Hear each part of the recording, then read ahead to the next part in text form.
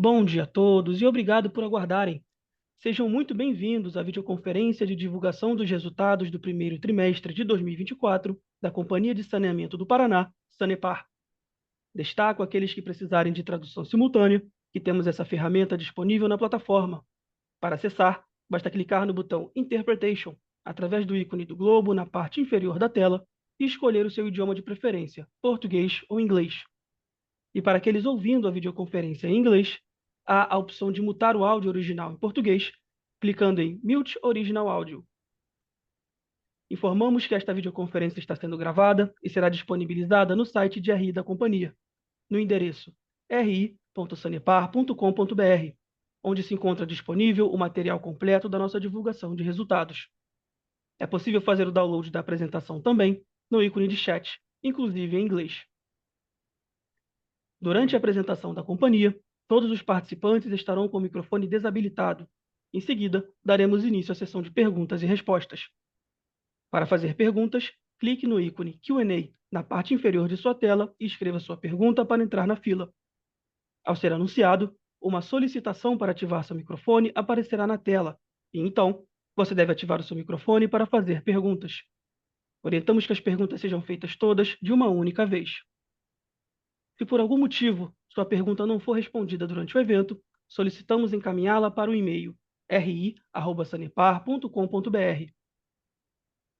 Ressaltamos que as informações contidas nesta apresentação e eventuais declarações que possam ser feitas durante a videoconferência, relativas às perspectivas de negócios, projeções e metas operacionais e financeiras da Sanepar, constituem-se em crenças e premissas da administração da companhia, bem como informações atualmente disponíveis. Considerações futuras não são garantias de desempenho. Elas envolvem riscos, incertezas e premissas, pois se referem a eventos futuros e, portanto, dependem de circunstâncias que podem ou não ocorrer. Investidores devem compreender que condições econômicas gerais, condições de mercado e outros fatores operacionais podem afetar o desempenho futuro da companhia e conduzir a resultados que diferem materialmente daqueles expressos em tais considerações futuras. Para iniciarmos, passamos a palavra ao diretor financeiro e de relações com investidores, Abel Demétrio. Bom dia a todos que participam dessa teleconferência. Estamos aqui com o nosso diretor-presidente, o senhor Cláudio Stabile, nosso diretor de Meio Ambiente e Ação Social, Júlio César Gonchorowski, nosso gerente contábil, Osiris Cluster, e também o nosso gerente de RI e equipe que também estão nesta sala. Bom, passaremos então pela apresentação dos resultados aqui do primeiro trimestre de 2024.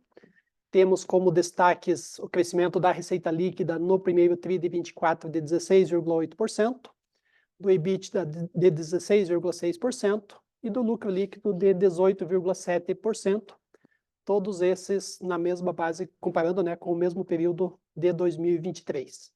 Tivemos ainda o acréscimo de 7 mil novas ligações de água, 10,9 mil ligações de esgoto, atingimos 80,4% de esgotamento coletado, sendo 100% desse esgoto tratado, e mantivemos o índice de 100% de tratamento de água. Nossa margem EBITDA foi de 45,6%, ante 45,7% do mesmo período de 2023. Os investimentos atingiram no trimestre 424,6 milhões, e fizemos ainda, em janeiro, a emissão de debêntures, mais um Blue Bond aqui da companhia, no montante de 600 milhões de reais. Na página seguinte, passar aqui um pouco sobre o contexto operacional da companhia nesse primeiro trimestre. Tivemos bons volumes faturados de água cresceram 7,9%, os volumes faturados de esgoto cresceram 9,3%. Tivemos ainda, em relação ao acréscimo de economias, 8.814 novas economias de água e mais 14.765 novas economias de esgoto. Nossa inadimplência fechou o trimestre em 2%, e as perdas por ligação por litro por dia fechavam em 216,9 litros de perda por ligação por dia. Na página seguinte, falar um pouquinho aqui do contexto das nossas barragens.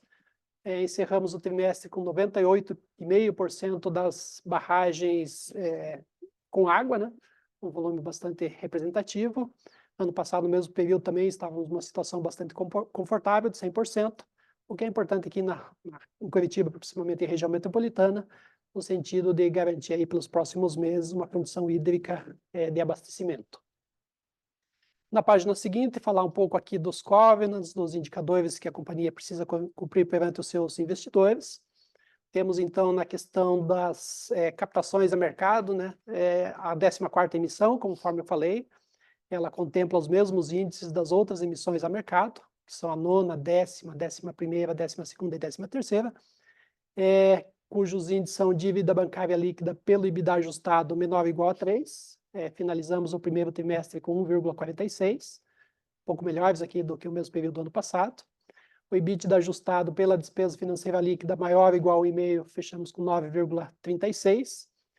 Em relação aos debêntures e emissões do BNDES, a dívida bancária líquida pelo EBITDA menor ou igual a 3, fechamos com 1,53. EBITDA pelo serviço da dívida maior ou igual a 1,5, fechamos com 2,96. E outras dívidas onerosas pelo EBITDA, 0,38, quando o limite é de 1. Nos contratos com a Caixa, além dos indicadores que a gente já falou, o que difere é as outras dívidas onerosas, que é pelo EBITDA ajustado, né, com a exclusão aqui, então, das questões das provisões, e o índice fechou em 0,36, quando o limite é de 1.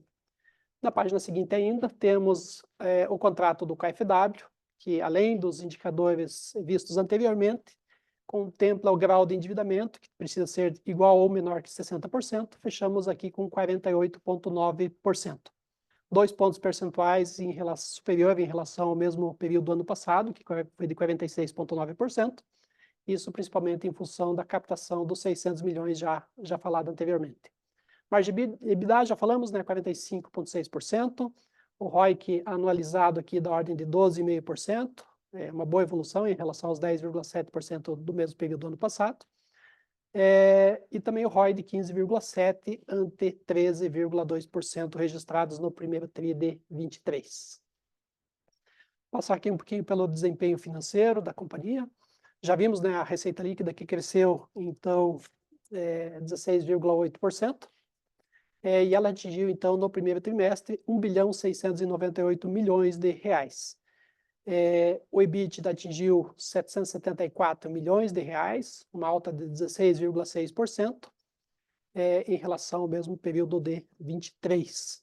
Lucro líquido e margem líquida, nosso lucro líquido cresceu então 18,7%, atingindo 379 milhões de reais, com uma margem líquida de 22,3%, ante 22 registrados no mesmo período do ano passado. Custos e despesas operacionais, aqueles com impacto no EBITDA, o último quadrante, né, de baixo, tivemos um crescimento de 17%, atingindo aqui 924 milhões de reais. Na página seguinte, geração de caixa e conversão do EBITDA, a geração de caixa cresceu 31,7%, com uma conversão aqui de 82%, atingindo então 635 milhões de reais.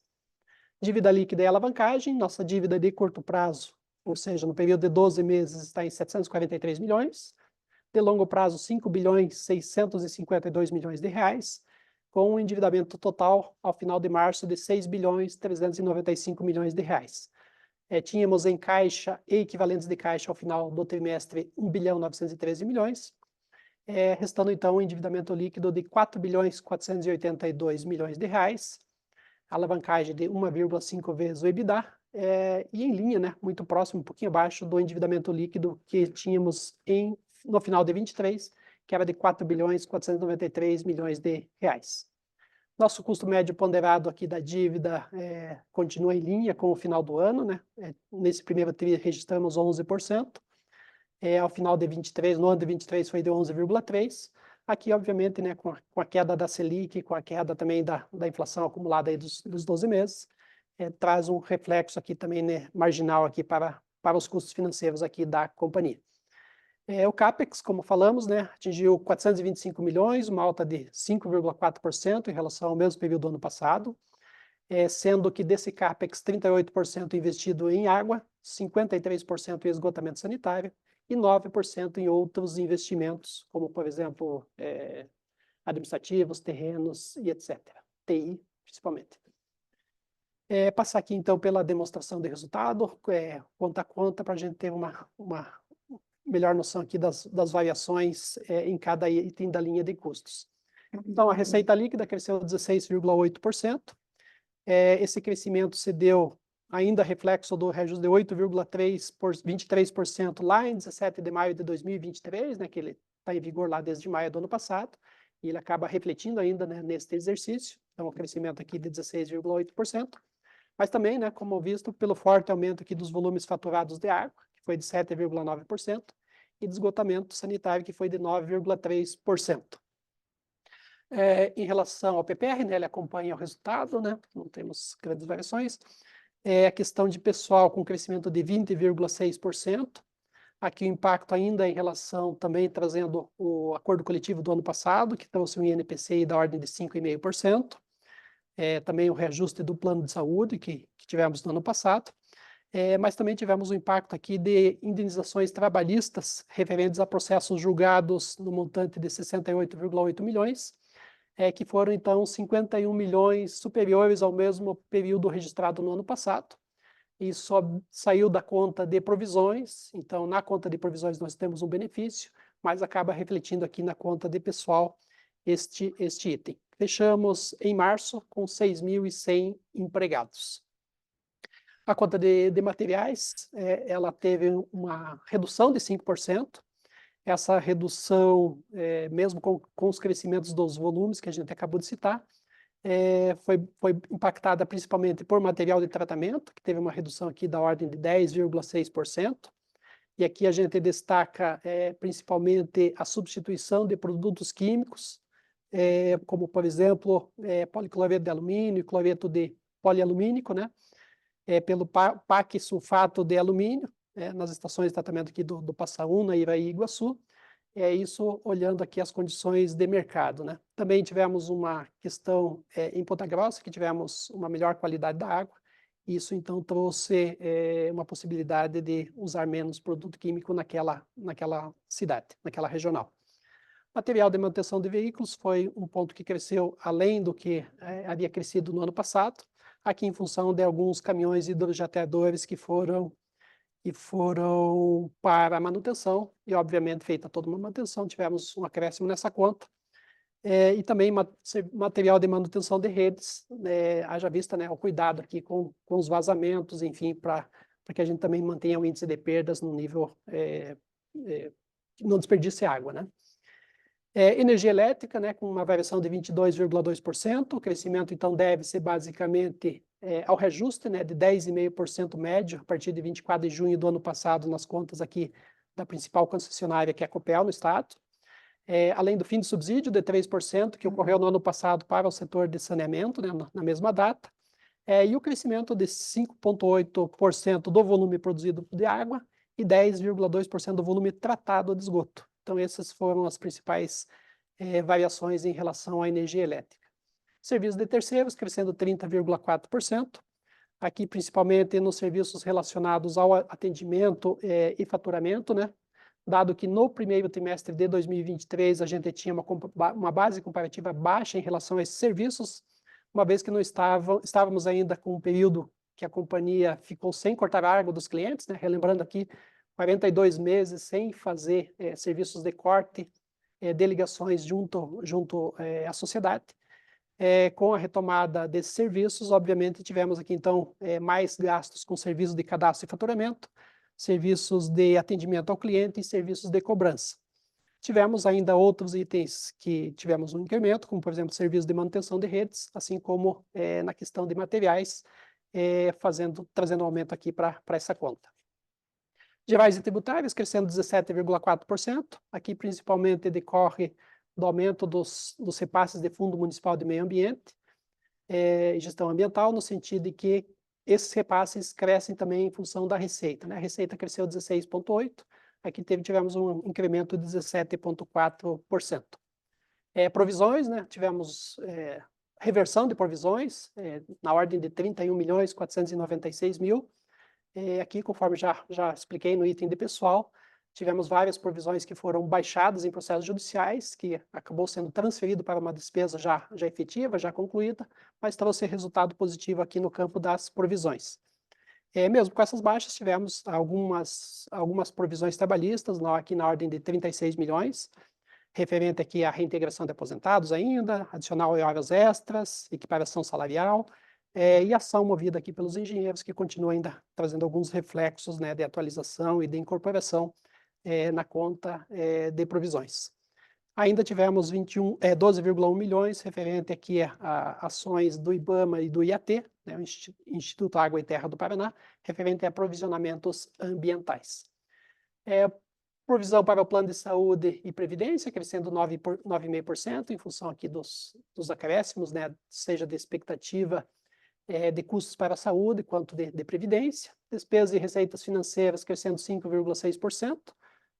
Tivemos um aumento dos custos financeiros, mas, por outro lado, tivemos também mais receitas financeiras oriundas de um maior caixa, né? Isso trazendo uma rentabilidade nas aplicações. Então, no líquido, né, ficamos com 5,6%. E outros custos e despesas, com incremento aqui de 176,1%.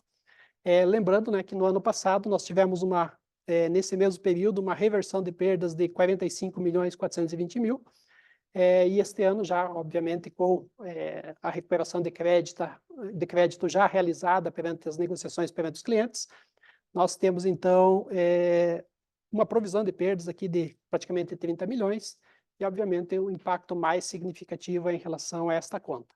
Tivemos ainda, claro, o aumento de depreciação em função de imobilizações aqui na ordem de 1,9 bilhão de reais em relação às obras que foram concluídas. Na página seguinte, falar um pouquinho aqui do nosso balanço patrimonial. Então, tivemos a dívida líquida com uma redução de 0,2%. O capital de giro operacional teve uma redução de 1,3%. As principais contas, né, que é a conta a receber de clientes líquidos, teve uma variação de 0,2%, que é a conta mais representativa. Outros ativos e passivos tivemos, principalmente em ativos de contrato, né, uma variação de 5,2%, que é a maior conta, e é a que teve uma variação mais significativa. E fechamos, né, com ativos fixos aí da ordem de 11,5 bilhões de reais. Bom, atingimos agora, né, nesse trimestre, a marca aqui de 10 bilhões, 123 milhões de patrimônio líquido. Ao final do ano, tínhamos 9 bilhões, 744 milhões. E o giro do capital de giro operacional, em função aí do crescimento da receita e de um capital de giro operacional um pouco melhor do que o verificado no final de 23, fechamos com 50 dias. O fluxo de caixa, na próxima página, nós tivemos aqui nas atividades operacionais caixa, trazendo caixa para a companhia de 635 milhões, 177 mil, uma alta de 31,9%. Como vimos, as atividades de investimentos consumiram 424 milhões, 598 mil, uma alta aqui de 5,3%. E as atividades de financiamento trouxeram mais caixa, né? Captamos mais em empréstimos e financiamentos, que foram de 664 milhões, 504 mil, do que pagamos de financiamentos e arrendamentos e outras variações. Então, essa conta trouxe um saldo positivo de 417 milhões, 572 mil, fazendo com que no conjunto, né, tivéssemos então um aumento do caixa de 628 milhões, 151 mil, como já vimos, né, encerrando então o caixa ao final de março em 1 bilhão 913 milhões de reais, o que é importante, né, para a gente fazer os pagamentos. A gente tem algumas amortizações de dívida. A nona emissão, por exemplo, vai ser liquidada agora em junho ou julho deste ano. Temos pagamentos de dividendos, pagamentos de PPR, e temos todo o plano de investimentos, né, que é superior aí a 2,3 bilhões de reais para ser feito aqui durante o ano de 2024, e que compõe, né, todo o plano de investimento da casa aqui de 11,2 bilhões de reais, que é no ciclo 24 a 28, para esses 5 anos, né, esse ciclo de investimentos. Bom, essa foi a apresentação de resultados do primeiro trimestre aqui da companhia. Podemos passar, então, Rodrigo, para a próxima etapa aqui da apresentação. Perfeito, senhoras e senhores. Iniciaremos agora a sessão de perguntas e respostas. Lembrando que, para fazer perguntas, orientamos que sejam enviadas via ícone de Q&A, no botão inferior de sua tela. Seus nomes serão anunciados para que façam a sua pergunta. Nesse momento, uma solicitação para ativar seu microfone aparecerá na tela. E caso não possa abrir seu microfone, por favor de escrever sem microfone ao final da pergunta para que o nosso operador a leia em voz alta. Dando início, a primeira pergunta vem da Nayane Mendes, uma investidora. Olá, bom dia e parabéns pelos resultados. Gostaria de saber sobre a visão do futuro da empresa em relação a outros tipos de investimento, como produção de energia, por exemplo. Quais as tendências para o futuro? Essa foi a pergunta da Nayane.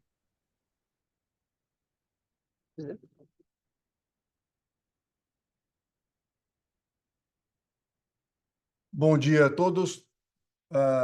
Primeiro, agradecê-los pela participação e por acreditarem na companhia, né? Em especial a tua pergunta, nós estamos trabalhando firmemente na questão de eficiência energética, né? Buscando não só a não dependência de terceiros, mas também, é claro, a redução de nossos custos, né? E isso vai desde o nosso ingresso no mercado livre de energia, e que em 5 anos devemos ter aí próximo de mais de 630 milhões de reais de economia, e aí a utilização dos nossos subprodutos, tendo como principal hoje o esgoto, propriamente dito, o lodo de esgoto. Isso na geração, por exemplo, de biogás, que nós convertemos já em energia elétrica em algumas estações da companhia, na transformação em biometano, não só para o nosso consumo, mas para a venda para terceiros. Na produção também de hidrogênio, já estamos na terceira rota de hidrogênio, de como produzir o hidrogênio, e aí também é um outro mercado que se vê e podemos utilizar também para a geração de energia elétrica, não é? Além de outras formas, como a hidroenergia, as fotovoltaicas também ainda que devem sair até o final do ano a execução desse projeto.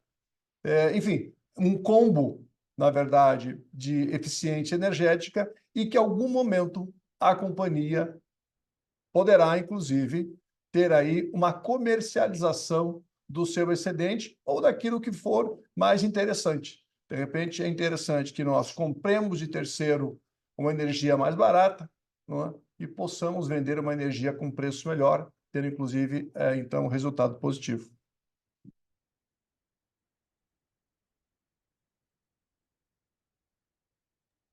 Perfeito. Continuando, a próxima pergunta é do Leandro Aguiar, investidor. Ele começa dando bom dia e parabenizando a equipe pelos resultados do primeiro TRI. Gostaria de tirar uma dúvida sobre a conta de gastos de energia. Sabemos que a empresa entrou nos contratos de mercado livre de negociação que gerará um potencial de economia superior a 600 milhões até 2028. E identifiquei um aumento relevante e gostaria de saber se os efeitos dessa possível redução já foram iniciados ou se os resultados só começarão a aparecer no próximo trimestre. Pergunta do Leandro. Bom dia, Leandro. Obrigado pela sua pergunta. Bom, sim, a nossa entrada no mercado livre de energia ela já está em ritmo, né, de entrada. Nós temos até maio já 12 unidades que migraram para o mercado livre de energia. No primeiro trimestre, o resultado foi de aproximadamente 1,7 milhão já de redução, caso a gente tivesse mantido no mercado cativo. E devemos, este ano, então, concluir muitas unidades, o que gerará uma economia estimada aqui para o ano da ordem de 50 milhões de reais, caso a gente se mantivesse no mercado livre de energia. Conforme eu falei, né, realmente, ano passado, o aumento da energia foi da ordem de 10%, em torno de mais 3% com fim de subsídio, né, isso foram aumentos que nós tivemos na conta de energia, e também trazido um custo maior em função dos nossos volumes produzidos de água e tratamento de esgotamento sanitário, que foram bastante relevantes aqui no período, e por isso do crescimento de 22% nessa conta de energia. Mas aquilo que o presidente falou, né, nós temos aqui mapeado, né, toda a migração, tanto do primeiro contrato, que foram as 49 unidades, que foi assinado com a Copel comercializadora, quanto do segundo contrato, que são mais 838 unidades, e estaremos, obviamente, avançando e obtendo os resultados positivos em relação a essa negociação. Esses são basicamente os pontos aqui, e dizer, né, que a gente comprou, fez os contratos de energia realmente numa condição muito boa, muito favorável, se comparado aqui ao mercado, o preço do mercado cativo atualmente, a gente tem um grande desconto em relação ao preço que seria pago caso a gente não tivesse tomado essa ação. E é importante reiterar o que o Babel disse. A migração, ela se dá como uma maturação. Então, ao longo do tempo. Você tem todo o teu processo licitatório, o processo de contratação, o processo até mesmo para as unidades consumidoras, que são principalmente as de grande tensão, principalmente, não é? Mas você tem um prazo para que isso ocorra, né? Todo o processo de migração, de denunciação de contratos, enfim, ela tem um ciclo. Cumprido esse ciclo, aí nós teremos efetivamente o resultado, conforme o Abel falou, positivo. E esse ano nós esperamos, então, em torno de 50 milhões de reais de economia.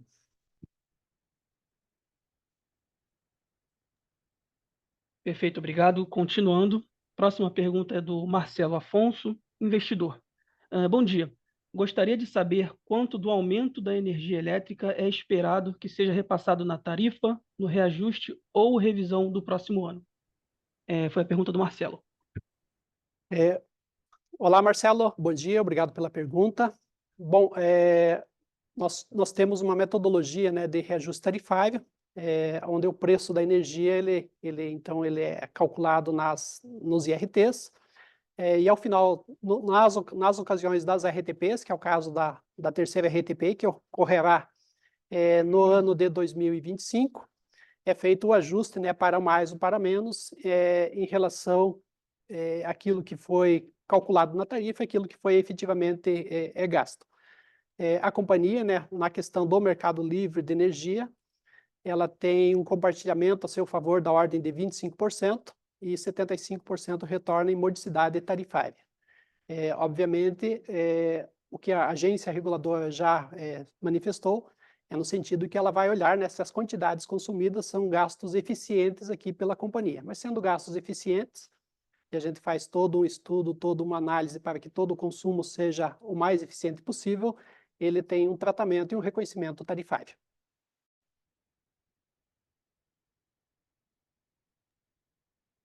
Obrigado, Abel. Continuando, a próxima pergunta é do Arlindo Souza, Cellside Levante Corp.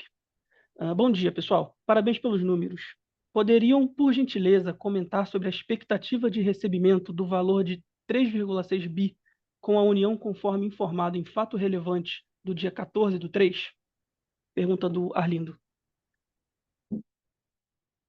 Bom dia, Lindo. Bom, nós estamos agora aguardando o envio pelo presidente do TRF1 à União, né, para que ela, então, coloque no orçamento para o ano vindouro. Então, todas as fases foram percorridas do precatório, né, e agora a última fase é essa. O Poder Judiciário envia ao Poder Executivo Federal para que ele, então, coloque em seu orçamento o orçamento do exercício seguinte. Estamos na expectativa desse envio. Obrigado. Continuando, a próxima pergunta é do Júlio César, investidor. Bom dia. Gostaria de saber por que o CEO está deixando a empresa que está apresentando bons resultados nos últimos trimestres. Pergunta do Júlio. Júlio, bom dia. Bom, eu estou indo para uma nova missão, né? Estou indo para a Secretaria de Administração e Previdência do Estado, uma secretaria muito importante para a administração como um todo do Estado do Paraná. Eu acredito que colaborei com a companhia, com uma grande equipe, um grande time. Eu sempre digo que a companhia tem os melhores profissionais do saneamento.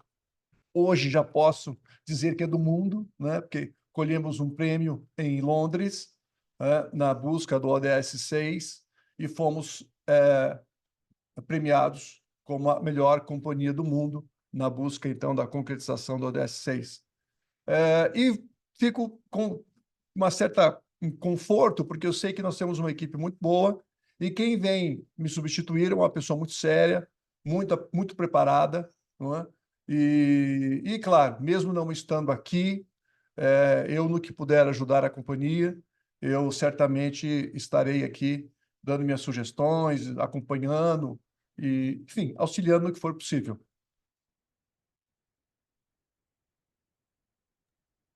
Obrigado. Temos duas perguntas destinadas ao mesmo assunto, então vou lê-las em conjunto. Perguntas do Reinaldo e do Luiz Alves, ambos investidores. Parabéns pela iniciativa do envio dos caminhões com água para o Rio Grande do Sul. Novos caminhões serão enviados? Serão enviados produtos que possam descontaminar a água da enchente?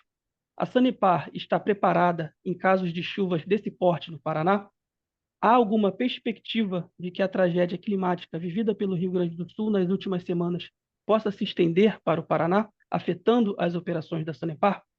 Foram as perguntas do Reinaldo e do Luiz. Bom, eu vou deixar a questão climática para o nosso diretor Júlio falar um pouquinho, mas antes eu quero falar do que nós estamos fazendo, né? Então, no primeiro momento, enviamos quase 150 mil copinhos de água para Porto Alegre. Deixamos à disposição, já estão em Porto Alegre 5 caminhões-pipa, com capacidade de 12 mil litros cada um. Já temos uma equipe destacada, aguardando simplesmente o pedido de Porto Alegre para que eles também integrem a equipe de lá para poder auxiliá-los nesse momento. Estamos também providenciando e esperando um ok de Porto Alegre para a possibilidade de auxílio na questão de geradores para geração de energia elétrica.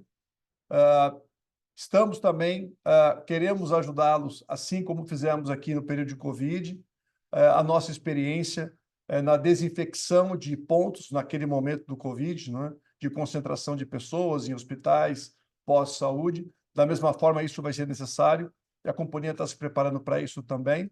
Enfim, nós estamos aqui solidários com o Rio Grande do Sul. Claro que aquela região em especial tem uma condição de bacia diferenciada, não é? Principalmente ali na região de Porto Alegre, tem o Guaíba, que o pessoal acha que aquele é um rio, não é um rio, ali é um lago ou uma laguna, não é? Porque tem um avanço do mar até aquela grande quantidade de água. Ela tem uma saída muito pequena para o mar também, então isso acaba deixando que esse volume se mantenha por mais tempo e as águas demorem a baixar lentamente. Eu acredito que, no caso do Paraná como um todo, são raros os locais que podemos ter uma enchente dessa magnitude. Podemos ter um volume muito grande, mas teríamos mais celeridade no tocante à baixa dos níveis de água. Eu vou passar, então, para o nosso diretor Júlio, para falar um pouquinho das perspectivas climáticas para vocês. Opa, aqui, Júlio. Bom dia a todos. Bem, é sempre importante lembrar que o que está acontecendo no Rio Grande do Sul é um evento extremo, né? Como o presidente falou, as bacias hidrográficas principais do Rio Grande do Sul desaguam no Guaíba, numa zona bastante baixa e propícias para a inundação. E, historicamente, a ocupação dessas áreas pelas populações, então isso leva, associando a um evento extremo, chuvas, condições muito peculiares, ao impacto social que está acontecendo. Nós tivemos em outubro, novembro do ano passado, também chuvas muito volumosas aqui na região leste do estado. Choveu mais de 550 milímetros, um número que o máximo em 40 anos tinha sido 350 no período de 30 dias. E, pela conformação, houve impacto na cidade de União da Vitória, Porto União. 23 municípios. 23 municípios, e o principal foi naquela área. É claro que o evento foi muito menor, E nós pudemos, pela nossa infraestrutura e toda a dimensão do trabalho, recuperar rapidamente aquela situação.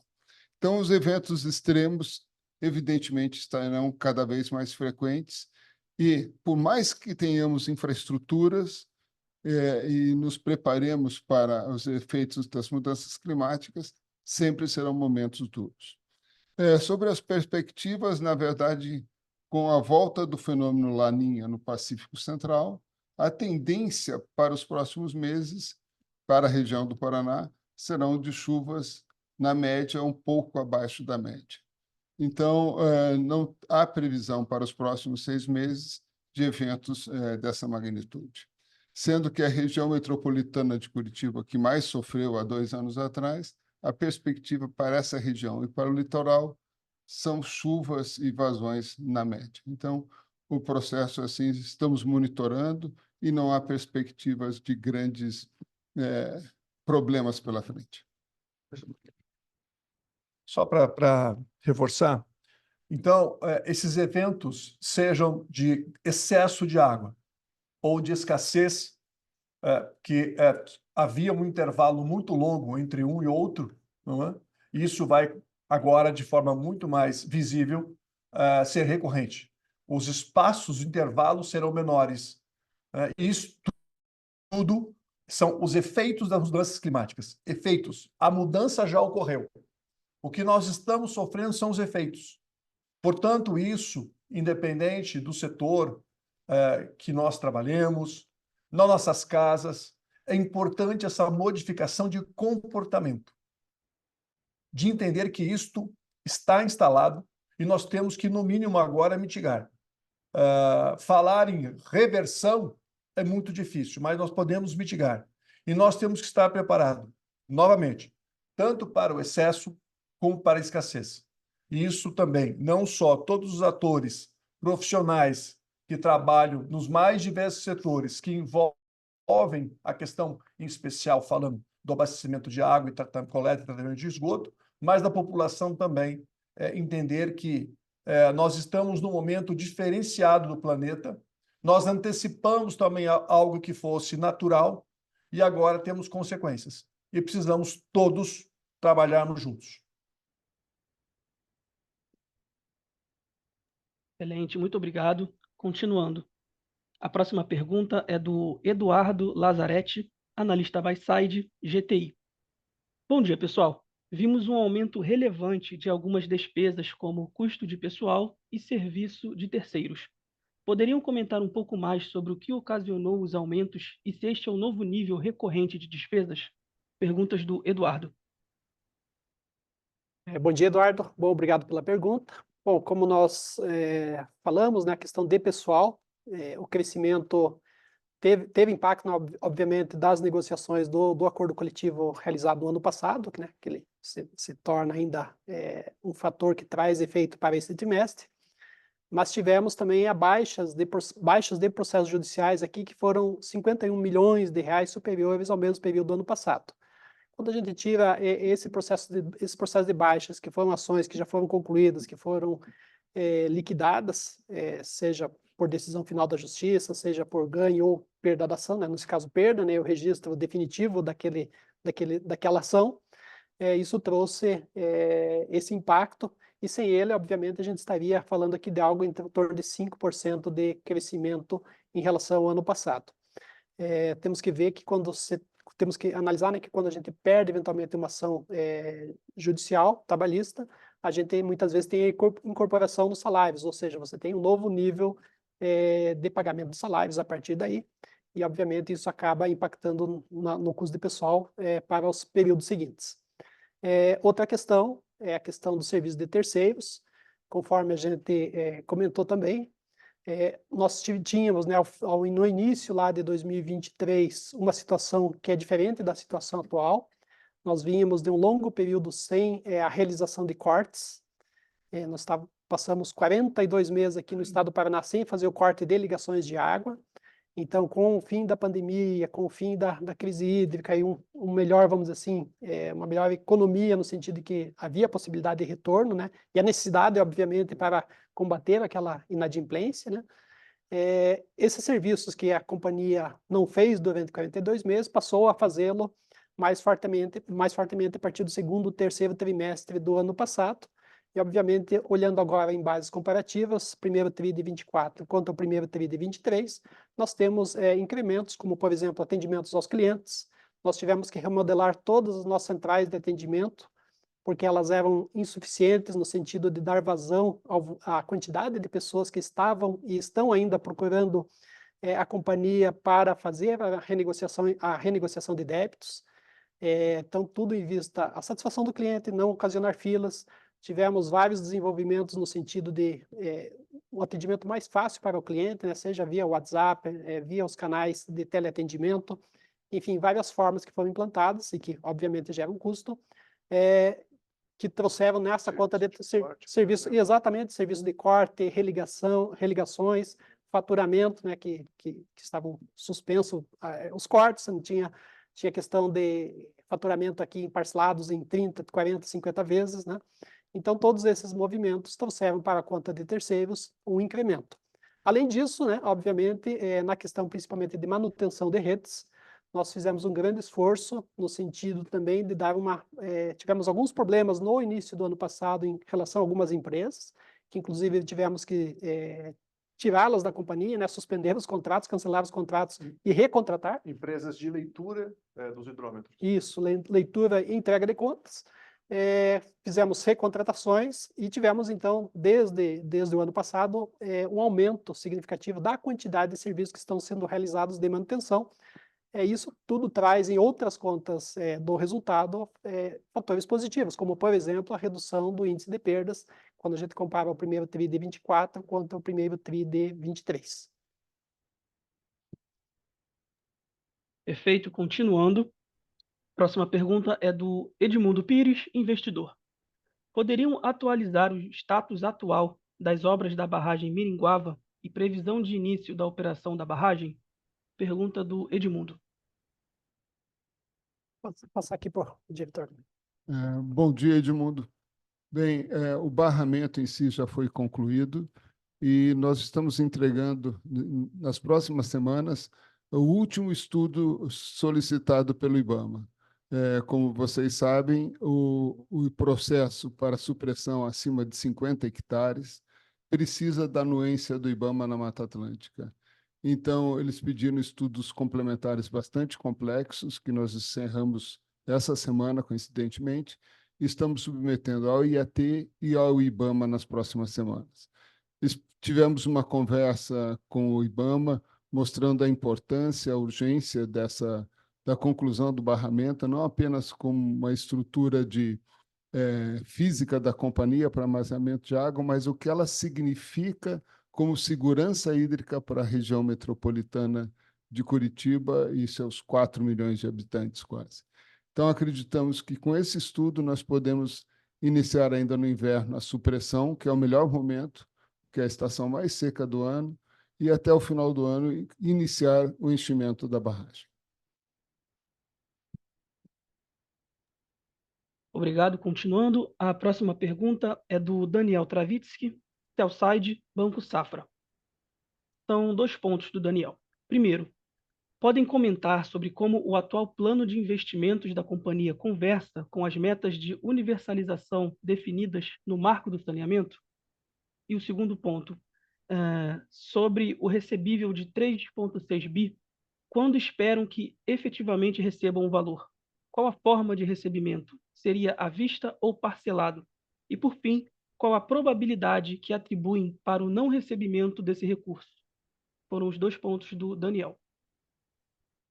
Bom, Daniel, primeiro, uma vez inserido no orçamento da União, isso gera um crédito para a companhia, né? Claro que, contabilmente, ele entra como ativo não circulante, visto que nós temos o crédito, mas não financeiro. Mas isso já é um ponto positivo para a companhia. E temos alguns cenários, sim, de como poder negociar esse crédito, né? Se eu antecipar qualquer coisa nesse momento, eu acho que não seria legítimo, porque dependemos de terceiros para essas negociações e isso ainda não foi conversado. Mas o principal agora é a inscrição no orçamento da União. Uma vez feito isso, nós vamos colocar em prática pelo menos 2 ou 3 cenários que temos, mas aí atuando, em especial, por exemplo, com a Fazenda Nacional, com a Receita Federal, enfim. Não é? Acho que você pode responder as outras, Abel. Ok. Bem, bom dia, Daniel. O plano de investimentos elaborado para a companhia, conforme falei, de 11,2 bilhões de reais, né, para o período até 2028. Ele está em linha, né, com o andamento aqui do projeto de universalização, né? Todos sabem que até 2033, legalmente, as companhias precisam atingir 33% com esgotamento sanitário. Para isso, nós temos, além do esforço aqui de investimento próprio da companhia, no sentido de fazer as obras de esgotamento sanitário, temos, por exemplo, os PPPs, que são o auxílio numa busca célere da universalização e o atendimento integral aqui do que demanda no novo marco legal do saneamento. Então, todo o planejamento da companhia, Daniel, é feito nesse sentido, né? Olhando o avanço constante, crescente e cada vez mais veloz, no sentido que a gente seja a primeira companhia do país, né, de buscar não, de atingir realmente a universalização.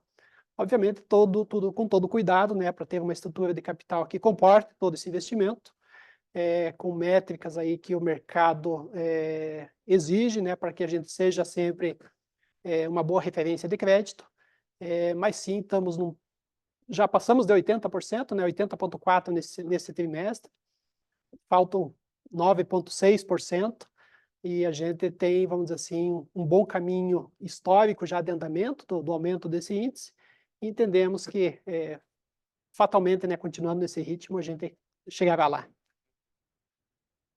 É isso, né, presidente? É isso. Perfeito. Continuando, a próxima pergunta do Luiz Alves, um investidor. A operação das PPPs já está em vigor? Esperam uma aceleração no atendimento às metas do novo marco do saneamento? Perguntas do Luiz. A primeira feita no ano passado, sim, para 16 municípios. A empresa vencedora está atuando, né, sob a supervisão da Sanepar. Lembrando que o modelo a Sanepar continua a relação com o poder concedente, assim como os usuários, né? E temos a relação com o nosso PPPista. É assim que funciona. E esperamos, dia 21 de maio, termos agora na B3 mais 3 lotes que totalizam 112 municípios. Com isso, no primeiro momento, encerraríamos as questões de PPP e daríamos então a celeridade necessária para atendimento dos municípios, do novo marco legal, mas tão importante quanto tudo isso, levando saúde pública à população. Continuando, a próxima pergunta é do Daniel de Carvalho, investidor. Bom dia. Dado que vocês provavelmente conseguirão cumprir fácil o marco do saneamento até 2033 com os municípios que estão atendendo atualmente, vocês veem oportunidades de ampliarem e captarem novos municípios e ampliarem a receita da empresa e ajudar os municípios no cumprimento do marco do saneamento? E qual o percentual de aumento de clientes vocês esperam com a data chegando mais próximo? Já está tendo procura de outros municípios? Pensam em aumentar mais a atuação fora do Estado ou apenas dentro do Estado? O precatório incontroverso será destinado à ampliação de redes e clientes, desalavancagem ou distribuição de proventos? Foram as perguntas do Daniel. Bom, em relação ao precatório, ainda é muito prematuro a falarmos sobre ele. Então, temos que aguardar primeiro a questão da inscrição no orçamento da União. E aí sim, poderemos conversar um pouco mais sobre isso, embora nós já tenhamos alguns cenários para execução. Não é que vai ser fácil, né, alcançarmos a questão da universalização, porque, de qualquer forma, você sempre tem um crescimento de água também, do abastecimento de água, e isso está intimamente ligado, ou intrinsecamente ligado, melhor dizendo, né? Então, toda vez que você aumenta a água, você tem que estar num ritmo ainda maior na parte de esgoto para que você tenha um equilíbrio. Então, hoje, no mínimo, o que nós esperamos com a universalização é chegarmos muito próximo dos nossos clientes de água. que hoje ultrapassam de 3.400.000 economias, salvo engano, não é? É chegarmos muito próximo disso, entre 3.200.000, 3.300.000, até chegarmos num ponto que atenderemos a todos. E aí você terá um equilíbrio entre água e esgoto. Em relação a novos mercados, se eu disser para você que nós não estamos olhando, não tem sentido. Nós estamos olhando, mas também antecipar qualquer coisa sobre isso é muito prematuro. Não é? Nós temos muitas variantes, nós temos que esperar um pouco mais o mercado para ver como funciona, como é que está indo, como é que isso vai. Não é? Não adianta se aventurar também para você na busca, né, de novos clientes, de lucro, enfim, se você não tem o principal, que é o pagador. Tem o pagador que tem a capacidade para pagar os investimentos que seriam feitos pela companhia, seja ela qual for, não é? E nós temos uma situação diferenciada no Paraná. Um dos melhores pagadores do setor, se não o melhor, está no Paraná, não é? Então, isso está sendo estudado, mas com muita prudência, muita cautela. O que nós estamos buscando fortemente, e aí sim, olhando para essa celeridade no tocante à universalização também do esgotamento sanitário, lembrando que a água já estamos universalizados, é de termos mais tempo para olhar para os subprodutos, né? Falando um pouco de economia circular, né? Aproveitando toda a nossa equipe técnica, ou uma parte dela pelo menos, voltada para esse estudo. O que nós podemos fazer com os subprodutos, seja da água ou seja do esgoto. Primeiro momento, reduzindo custos, isso é imediato, não é? E aí discutindo as questões de receita acessória. Assuntos que começamos já a conversar com a AGEPAR e acredito que está bem encaminhado também isso.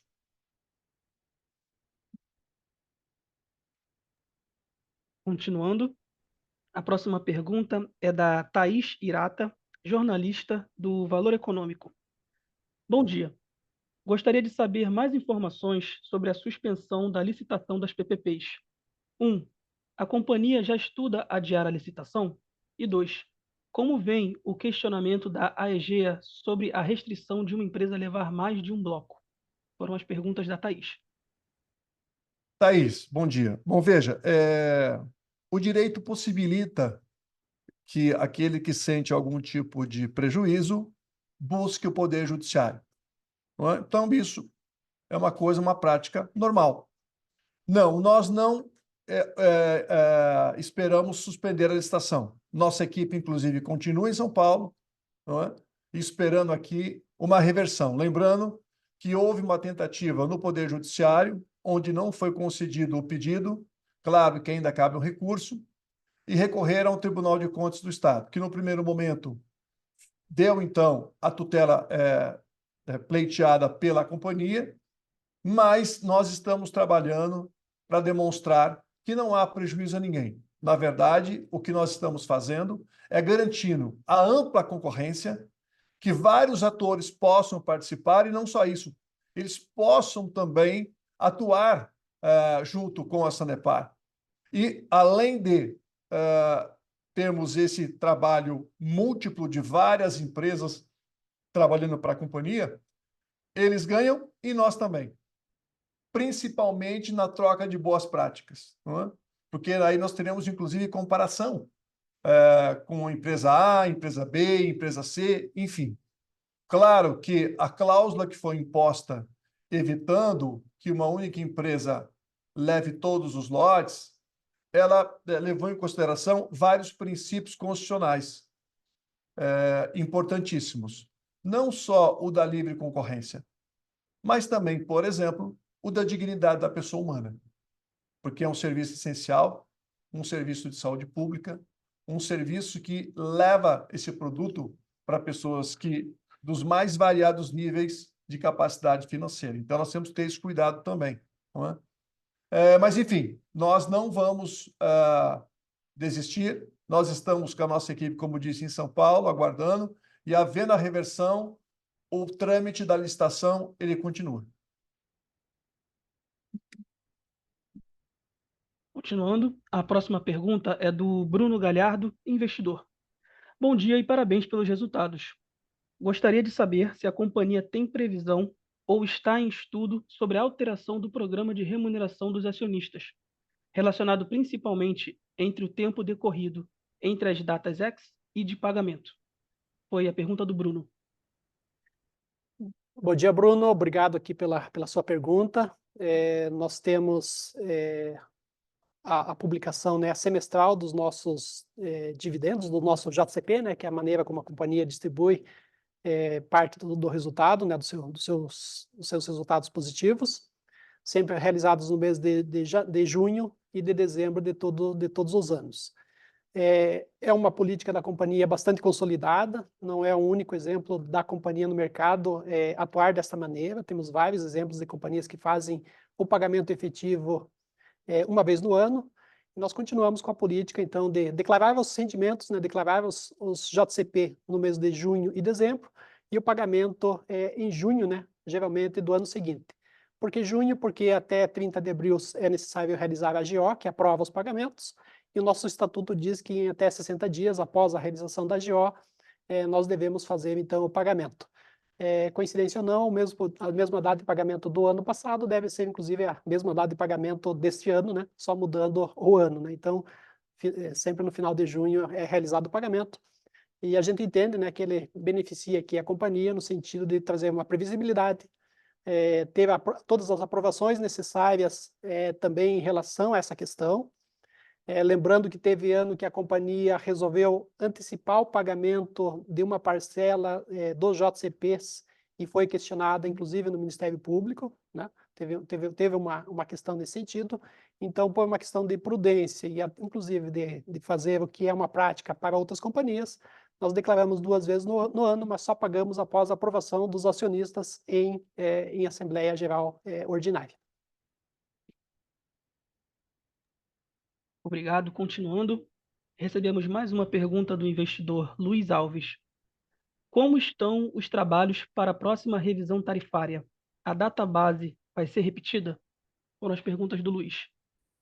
Luiz Alves, obrigado por essa pergunta. Sim, estamos trabalhando, né, para que a data base de 17 de maio de 2025 seja respeitada.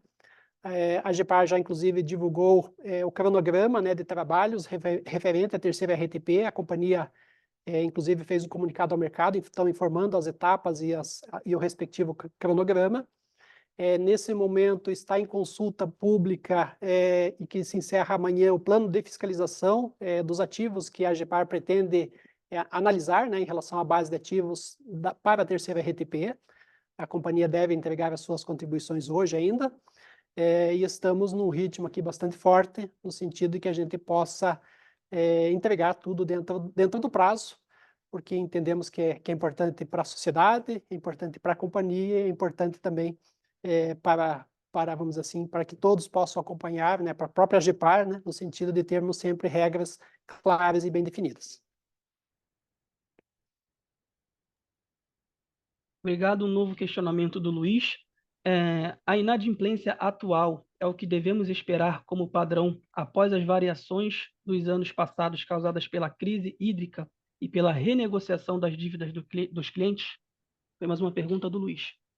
Antecedente da questão hídrica, mas a questão da pandemia. Isso, exatamente. Eu estava comentando aqui com o presidente, Luiz, obrigado pela pergunta, que, na verdade, a questão da inadimplência, né, ela veio, vamos dizer assim, em função da pandemia, né, da pandemia do Covid, com todo aquele impacto econômico trazido nas famílias, né, em função desse evento que nunca havia ocorrido, pelo menos na minha geração.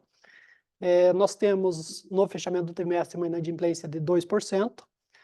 O primeiro trimestre dos anos costuma ser um trimestre de uma inadimplência um pouco superior à média da companhia, em função de que a gente concorre com pagamentos, né, de IPTU, IPVA, CRCs, CREA, enfim, tudo vence no começo do ano. E, obviamente, as pessoas preferem pagar aquelas contas que têm, inclusive, um custo financeiro pelo não pagamento maior que uma conta de água, por exemplo. Obviamente, as condições de inadimplência futura dependem de todos os cenários de renda das famílias, de situações atípicas, né, como foi uma crise de Covid que a gente passou, mas historicamente a companhia trabalha com índice aí da ordem de 1,5%, 2%, e eu diria que estamos num bom limite, né, 2%, eu creio assim que historicamente é um número conservador, né, em termos históricos, mas que a gente também não pode afirmar que ele não possa vir a crescer um pouquinho em função de fatores exógenos aqui que nós temos.